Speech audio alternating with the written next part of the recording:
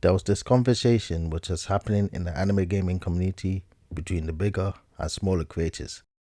They were talking about how bigger creators were taking away viewerships and opportunities from smaller creators to grow when it comes to the new Dragon Ball and Bleach game. This is similar with Kai Cenat, who is a big Twitch streamer. Whenever Kai streams, he takes away most of the viewers from smaller content creators. As a viewer, that is so disrespectful. Not only did they tell the streamer that Kai is streaming, but the viewers also leave for him. Although it is frustrating that Kai has the pull to do that, it's not his fault. The viewers are very shallow for that. The thing is, there are advantages that bigger creators have that smaller creators don't. It is what it is. Viewers cares more about bigger creators than smaller creators. When you are a smaller creator, nobody cares about you or your opinions as much, unless if it's something negative or a bad take. It is a very hard pill to swallow, even for me. It hurts to say it, but it's the truth, unfortunately. For example, if a smaller creator was absent and then explained why they were absent, 10 seconds in, a lot of viewers will skip the explanation and go right to the section where the creator talks about the main subject. But if a bigger creator like Chad were to explain why she was absent for 2 minutes before she will go to the main topic, they wouldn't skip it. With my niche commentary content, most people will be willing to care what you say when you have a certain amount of subs. Let's take my little old video with the launchy topic that I've made about, especially when Dante DM got involved. This is a subject that lots of people have talked about, big or small. I was happy that I gotten more than 300 views, but what was very important to me was if the viewers actually paid attention to what I said. And my results on the viewer attention was a true testament to how my video was received. Not many people were interested to hear my thoughts on Dan's comments on Launchy. But at the same time, I don't blame them. Who would listen to a YouTuber with less than 2-digit subs when they can listen to a YouTuber with 100k subs? Since they are more established than I am, their opinions matter way more than mine, and I'm honestly fine with that. I may not have the most exciting voice that keeps the viewer attention alive, but neither does most critical, and he is one of the most loved and subscribed comedy channels there is. Like, be honest, imagine if he was your lecturer or teacher. That voice of his will make you fight sleep. Do my eyes look to have a little sparkle in them today? A little extra special sauce there? Well, it's because I finally saw a great film, snapping the stinker streak of Joker 2 and Megaflopolis. Even more, with bigger commentary channels, viewers will be willing to hear them even if they cover the same topics over and over again. Let's take Pegasus and Pyrocynical with what they are doing. Milking every drama with the same person, turning a 7 minutes video into an hour. It works with them because, like I said, they are well established channels. They have the luxury to milk every drama, especially with their slop content. Even though they get criticized for their slop content, they still get tons of views doing this because more people will listen to their opinions on the drama.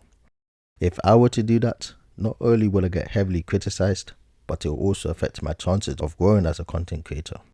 Because it will seem like I'm cloud chasing, since I'm growing my channel at the expense of Mr. Beast's downfall. And I'm saying downfall in quotation marks because he hasn't. Viewers don't care about me, who has no established audience. So who am I to be milking content? But as a smaller commentary channel, I have this one advantage that bigger creators don't. And that is the freedom with originality. Since for the same reason I don't have an established audience or any revenue doing this, I have the luxury to experiment on my videos, thumbnails, and even the topics I talk about. I could talk about drama, social issues, or how waking up in the morning feeling poor is like. I mean, look at my thumbnails and titles. It isn't exactly attractive or eye-catching for commentary content, yet personally, it is creative and fun to make. I can do all this because at the end of the day, nobody cares. Now back to the main focus, which is gaming content, particularly anime gaming content, which is their niche. That is a whole different ballgame.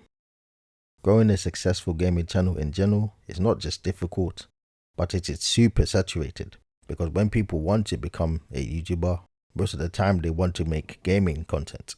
For commentary channels, it's not as hard as gaming channels because commentary channels succeed through the negatives of other people, but for gaming, the content creator has to be the one that carries the video.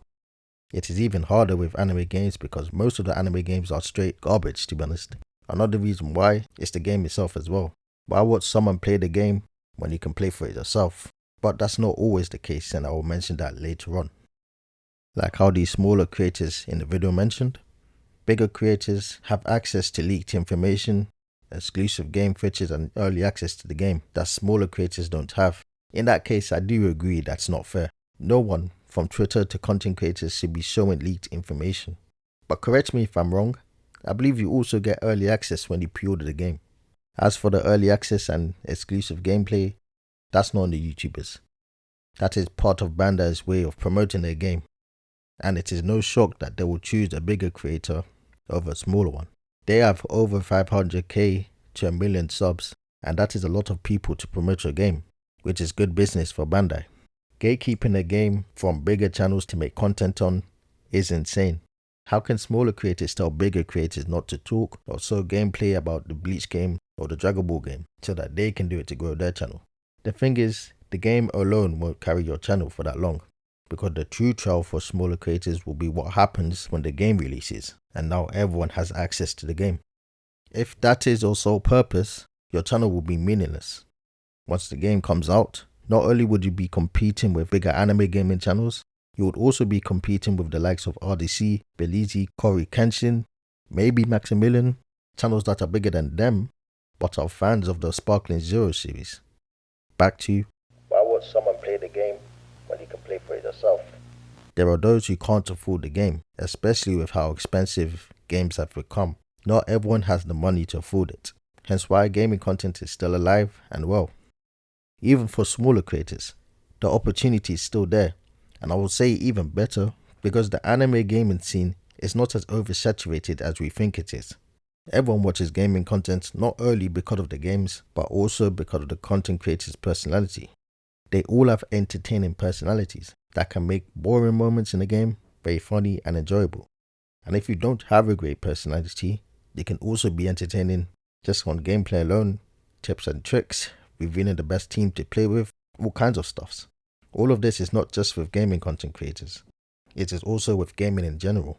Even though people play the same game, they also like to watch other players that are way better than them. Hence why you get competitions such as esports and many others. They can make a bad game look good and a great game look amazing, just with style of play alone. But as I watched that video, it made me thought that even just for the bigger creators to be willing to talk to the smaller creators shows that they want their community to grow and the smaller channels to succeed. And if you don't mind, I have a suggestion for them. The same way that they all gathered up in the Discord, they could use that opportunity to create a Dragon Ball Sparkling Zero tournament when the game comes out. Bigger and smaller creators eat. They all got content and opportunities to showcase their gaming talents and personalities.